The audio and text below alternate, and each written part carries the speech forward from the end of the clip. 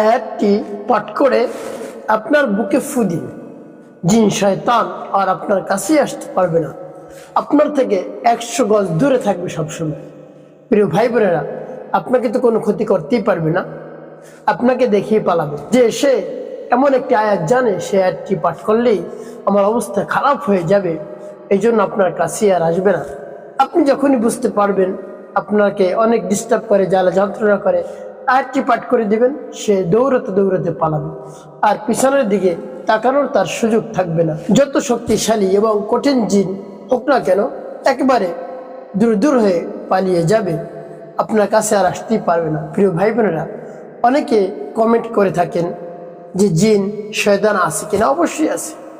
আল্লাহ রাব্বুল আলামিন জিন শয়তানকে তো বানিয়েছেন। আল্লাহ রাব্বুল আলামিন বলেন, ওমা খালাকতুল জিন্না ওয়াল ইনসা ইল্লা লিয়াবুদুন, আমি জিন এবং মানুষকে শুধু আমার ইবাদত করার জন্য বানিয়েছি। তাহলে জিন শয়তান আছে। তো প্রিয় ভাই বোনেরা, দেখা যায় জিন অনেক দিন পর্যন্ত হায়াত পায়, ওরা অনেক দিন পর্যন্ত বেঁচে থাকে, এই জন্য অনেক খারাপ কাজ করে। অর্থাৎ ইনসান যারা রয়েছে, মানুষ যারা রয়েছে, তাদেরকে অনেক ক্ষতি করে, তাদের শরীরে বর করে ক্ষতি করে, দূর থেকে ক্ষতি করে, বদনজর দেয়, অনেক ধরনের ক্ষতি মানুষকে সেই জিন শয়তান করে। প্রিয় ভাই বোনেরা, যিনি জিনের দ্বারা আক্রান্ত তিনি বুঝেন যে কত কষ্ট যদি সাথে জিন আসে, জিন বর করে, তারপরে জ্বালা যন্ত্রণা করে, শরীর শুকিয়ে যায়, চেহারা ফ্যাকাশে হয়ে যায়, চেহারা ভালো থাকে না, অনেক সমস্যার সম্মুখীন হয়ে যায়। তো প্রিয় ভাই বোনেরা, এই জন্য জিন যদি আপনার সাথে থাকে তাহলে আয়াতটি আপনি পাঠ করে আপনার বুকে আপনি ফু দিন, জিন শয়তান আর আপনার কাছে আসতে পারবে না। প্রিয় ভাই বোনেরা, সে আয়াতটি কখন কিভাবে করবেন, কোন নিয়মে করবেন, আমলটি করে কিভাবে আপনি উপকৃত হবেন আমি বলে দিচ্ছি। প্রিয় ভাই বোনেরা, সেই আমলটি করার পূর্বে আপনাকে যে কাজটি করতে হবে, উত্তম রূপে পবিত্রতা অর্জন করতে হবে। উত্তম রূপে পবিত্রতা অর্জন করতে হবে। পবিত্রতা অর্জন করে পবিত্র স্থানে আপনাকে বসতে হবে। তারপরে সর্বপ্রথম আপনার জীবনের সমস্ত গুনার কথা স্মরণ করে ক্ষমা প্রার্থনা করবেন। আস্তাগফিরুল্লাহ আস্তাগফিরুল্লাহ আস্তাগফিরুল্লাহ বা পূর্ণ ইস্তিগফারটি আপনি পাঠ করতে পারেন। আস্তাগফিরুল্লাহ রাব্বি মিন কুল্লি যামবি ওয়া আতুবু ইলাইহি লা হাওলা ওয়া লা কুওয়াতা ইল্লা বিল্লাহিল আলিয়্যিল আযীম। এভাবে যখন ইস্তিগফার পাঠ করা হয়ে যাবে, তারপর 3 বার দুরূদ শরীফ সাল্লাল্লাহু আলাইহি ওয়াসাল্লাম সাল্লাল্লাহু আলাইহি ওয়াসাল্লাম সাল্লাল্লাহু আলাইহি ওয়াসাল্লাম, তবে যখন ইস্তিগফার এবং দুরূদ শরীফ পাঠ করা হয়ে যাবে, তারপর সে আয়াতটি পাঠ করবেন। আমি সহিশুদ্ধ করে আপনাদেরকে বলে দিচ্ছি, আপনারা একেবারে সহজেই পাঠ করতে পারবেন, মুখস্থ করতে পারবেন। প্রিয় ভাই বোনেরা, অনেকে আরো কমেন্ট করেন, প্রশ্ন করেন, হুজুর আমার সাথে জিন নেই। আপনার সাথে জিন আছে কি আছে না সেটা আপনি পরীক্ষা করুন। কিভাবে পরীক্ষা করবেন? যখন আজান দিবে তখন আপনি পরীক্ষা করবেন। আজান দেওয়ার পর যদি আপনার মসজিদে যেতে মন চায়, তাহলে মনে করবেন আপনার সাথে জিন শয়তান নেই। আর যদি আপনার মনে না চায় নামাজ পড়তে যেতে, তাহলে মনে করবেন আপনার সাথে জিন শয়তান আছে। সবচেয়ে বড় শয়তান আপনার সাথে রয়েছে, আপনি বলেন আপনার সাথে জিন শয়তান নাই। আপনি যদি কোরআন পড়তে না পারেন, কোরআন পড়তে যদি আপনার মনে বাধা আসে, জিকির করতে যদি মন থেকে বাধা আসে, করতে মনে না চায়, অলসতা চলে আসে, ভালো কাজ করতে যদি আপনার মধ্যে অলসতা চলে আসে, করতে মন না চায়, যত ধরনের ধর্মীয় কাজ রয়েছে, তোমার মানুষের সেবামূলক কাজ রয়েছে, সেগুলো করতে যদি আপনার মন থেকে বাধা আসে, তাহলে মনে করবেন আপনি জিন দ্বারা আক্রান্ত হয়ে গিয়েছেন। জিন শয়তান আপনাকে ঘায়েল করে ফেলেছে। জিন শয়তান অনেক শক্তিশালী। প্রিয় ভাই বোনেরা, এর চেয়ে শক্তি আপনাকে আমাকে দিয়েছে পবিত্র কোরআনের শক্তি। পবিত্র কোরআনুল কারীমের শক্তির সামনে জিন শয়তান আসতে পারবে না। প্রিয় ভাই বোনেরা, তখন বুঝবেন আপনার সাথে জিন থাকবে না, যখন এই ভালো কাজগুলো আপনার করা সহজ হবে, যতক্ষণ পর্যন্ত বাধা না আসবে। যদি মন চায় তাহলে মনে করবেন জিন শয়তান নেই আপনার কাছে, খারাপ ওয়াসওয়াসা দেয় না, ধোঁকা দেয় না আপনাকে। আর যদি আপনাকে ধোঁকা দেয়, নামাজ পড়তে পারছেন না, রোজা রাখতে পারছেন না, কোরআন তিলাওয়াত করতে পারছেন না, জিকির করতে পারছেন না, সেবামূলক কাজ করতে পারছেন না, জনগণের উন্নয়নমূলক কাজ করতে পারছেন না, তাহলে মনে করবেন আপনাকে জিনে একেবারে একটাক করে ফেলেছে, ঘায়েল করে ফেলেছে। আপনি জিন শয়তানের সাথে কোনোভাবেই পারেননি। প্রিয় ভাই বোনা, সেই জিন শয়তানের সাথে আপনাকে যুদ্ধ ঘোষণা করতে হবে। কিভাবে? যদি আপনার মন চায় নামাজ পড়তে না আসতে, তাহলে আপনি নামাজ পড়তে আসবেন। এমনি তো আসবেনই, আর যখন মনে না চাইবে তখন আরো বেশি করে আসবে। কোরআন পড়তে মন চায় না, বেশি করে পড়বেন। তারপর জিকির করতে মন চায় না, বেশি করে করবেন। আর আপনার সাথে জিন শয়তান কোনো সমস্যা করবে না। এক আল্লাহর ওলি ঘুমিয়ে আছে, তারপরে একদিন সে ফজরের নামাজ পড়তে পারেনি। না পারার কারণে উঠে এত কান্নাকাটি করা শুরু করেছে। কান্না করার কারণে আল্লাহ রাব্বুল আলামিন আরো বেশি সব দান করছে। শয়তান কি করছে, ঘুম পড়েই রাখছে আজানের সময়, যে ঘুমান আর উঠতে হবে না, উঠতে হবে না, এভাবে ঘুমিয়ে রয়েছে। ফজরের নামাজ কাজা হয়ে গেছে। তারপরে পরবর্তীতে উঠে ফজরের নামাজ আদায় করছে আর কান্নাকাটি করছে। এত কান্নাকাটি মন থেকে দরদ নিয়ে, আল্লাহ আমি নামাজ আদায় করতে পারিনি, আমি তো ক্ষতিগ্রস্তের মধ্যে পড়ে গেলাম, এভাবে মনে ব্যথা নিয়ে কান্না শুরু করছে। আল্লাহ রাব্বুল আলামিন আরো দ্বিগুণ সব দান করছে। এটা যখন শয়তান দেখলেন, তখন সে মনে করলো আমি তার ক্ষতি করতে চাইছি, আর উপকার বেশি হয়ে গেছে, দরকার নেই। পরের দিন এসে আবার শয়তান উঠায় হুজুরকে, হুজুর উঠেন উঠেন, নামাজের সময় হয়ে গেছে। যে কে, যে আমি শয়তান, কেন তুমি আমাকে ডাকতেছো, আজকে নামাজের সময় হয়ে গেছে, উঠেন, তুমি ডাকতেছো কেন আমাকে? যে কাল আপনাকে ঘুম পড়ে রাখছিলাম, এই জন্য যখন আপনার ঘুম ভাঙছে আপনি উঠে নামাজ আদায় করছেন, কান্নাকাটি করছেন, আরো বেশি সব আল্লাহ রাব্বুল আলামিন দান করছে।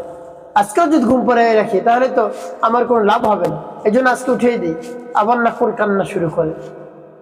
এই জন্য দেখুন, শয়তান যদি আপনার উপকার করে তাহলে সেটা খারাপ।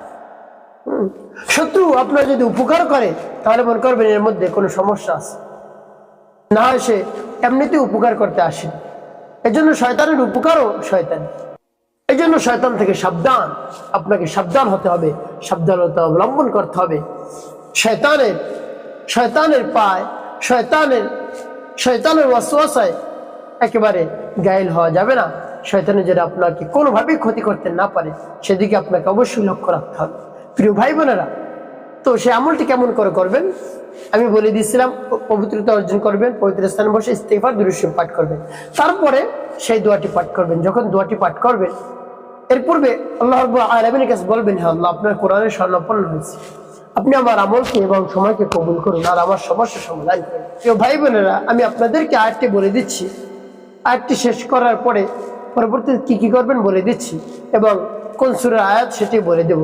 যেমন বিসমিল্লাহির রাহমানির রহিম, আফাহাসিবতুম আন্নামা খালাকনাকুম আবাসান ওয়া আন্নাকুম ইলাইনা লা তুরজাউন فتعالى الله الملك الحق لا إله إلا هو رب العرش الكريم ومن يدع مع الله إلها آخر لا برهان له به فإنما حسابه عند ربه إنه لا يفلح الكافرون فقل رب اغفر وارحم وأنت خير الراحمين। এভাবে যখন পাঠ করে হয়ে যাবে একটু ফু দিবেন নিচে, তারপর আপনি আবারও পাঠ করবেন বিসমিল্লাহির রাহমানির রহিম আফাহাসিবতুম আন্নামা খালাকনাকুম আবাসান ওয়া আন্নাকুম ইলাইনা লা তুরজাউন فتعالى الله الملك الحق لا إله إلا هو رب العرش الكريم ومن يدع مع الله إلها آخر لا برهان له به فإنما حسابه عند ربه إنه لا يفلح الكافرون فقل رب اغفر وارحم وأنت خير الراحمين পাঠ করো সবার একটু তারপর আপনি মনে দরদ নিয়ে আবারও এই আয়াতটি পাঠ করবেন বিসমিল্লাহির রাহমানির রহিম أفحسبتم أنما خلقناكم عبثا وأنكم إلينا لا ترجعون فتعالى الله الملك الحق لا إله إلا هو رب العرش الكريم ومن يدع مع الله إلها آخر لا برهان له به فإنما حسابه عند ربه إنه لا يفلح الكافرون فقل رب اغفر وارحم وأنت خير الراحمين পাঠ করে যখন শেষ হয়ে যাবে তারপরে এভাবে হাতে ফু দেবেন হাতে ফু দিয়ে একবার শেষের বারে মাথা থেকে পা পর্যন্ত একবার পুরো শরীর আপনি মাসে করবেন মুছবেন প্রিয় ভাই বোনেরা এভাবে 3 বার আয়াতটি পাঠ করে এভাবে আমার দেখার নিয়ম অনুযায়ী আপনি আমল করবেন প্রিয় ভাই বোনেরা সর্বশেষ আপনি কি করবেন আমি বলে দিচ্ছি তারপরে বলবো এই আয়াতটি কোন সূরা আয়াত সূরাতুল মুমিন 18 পারা একেবারে শেষের দিকে 115 থেকে 17 নং আয়াত তো প্রিয় ভাই বোনেরা আপনি দেখে দেখেও পাঠ করতে পারেন কোনো সমস্যা নেই বা যদি মুখস্থ করতে পারেন তাহলে আপনার জন্য তো ভালো তো প্রিয় ভাই বোনেরা এভাবে যখন আয়াতটি পাঠ করে হয়ে যাবে সর্বশেষ 5 বার দুরূদ ইব্রাহিম পাঠ করবেন আল্লাহুম্মা সাল্লি আলা মুহাম্মাদ ওয়া আলা আলি মুহাম্মাদ কামা সাল্লাইতা আলা ইব্রাহিম ওয়া আলা আলি ইব্রাহিম ইন্নাকা হামিদুম মাজিদ اللهم بارك على محمد وعلى ال محمد كما باركت على ابراهيم وعلى ال ابراهيم انك حميد مجيد اللهم صل على محمد وعلى ال محمد كما صليت على ابراهيم وعلى ال ابراهيم انك حميد مجيد اللهم بارك على محمد وعلى ال محمد كما باركت على ابراهيم وعلى ال ابراهيم انك حميد مجيد اللهم صل على محمد وعلى ال محمد كما صليت على إبراهيم وعلى آل إبراهيم إنك حميد مجيد اللهم بارك على محمد وعلى آل محمد كما باركت على إبراهيم وعلى آل إبراهيم إنك حميد مجيد اللهم صل على محمد وعلى آل محمد كما صليت على إبراهيم وعلى آل إبراهيم إنك حميد مجيد اللهم بارك على محمد وعلى آل محمد كما باركت على إبراهيم وعلى آل إبراهيم إنك حميد مجيد اللهم صل على محمد وعلى آل محمد كما صليت على إبراهيم وعلى آل إبراهيم إنك حميد مجيد اللهم بارك على محمد وعلى آل محمد كما باركت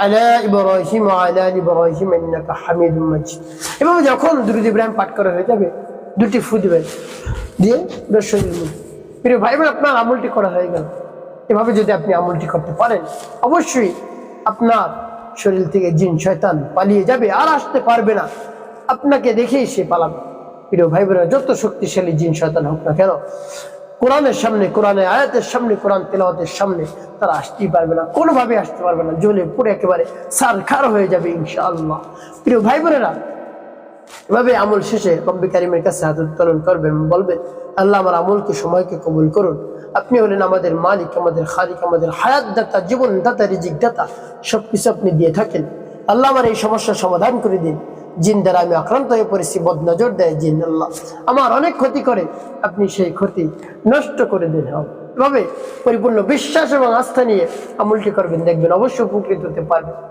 একটি কথা মনে রাখতে হবে 5 ওয়াক্ত নামাজ আপনাকে আদায় করতে হবে মানুষের কল্যাণে খিদমতে কাজ করবেন অবশ্যই আপনার জীবন হবে সুখময় এবং শান্তিপূর্ণ ইনশাআল্লাহ।